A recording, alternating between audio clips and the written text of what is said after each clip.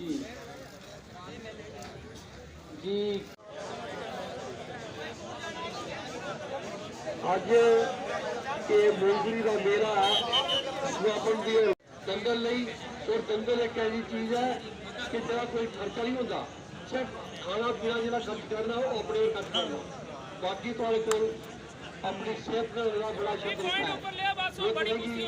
ये चीज करा आका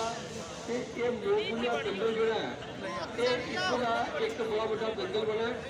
और ये मूंगफली का मेला जो है ये सारे हिंदुस्तान के टूरिस्टों की बच्चियां चलिया सारे जम्मू कश्मीर के लोगों की भी आकर्षित करा आज सब तो बड़ी दिक्कत इसमें है अगर ये रोड ठीक हुई है तो आज ये सारा इलाका जोड़ा है ईश्वर ने इतनी खूबसूरती बख्शी दी है इतना तो गोरी मिट्टी तो चल जाओ छोली धाल तो चल जाओ इस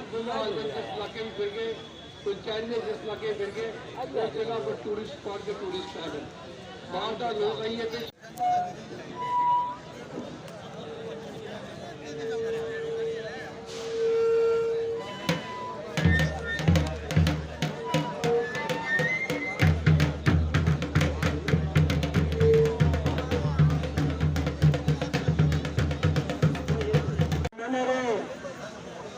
आज 2 मिनट रास्ते थले नहीं है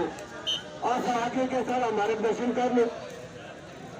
श्री पवन कुमार गुप्ता जी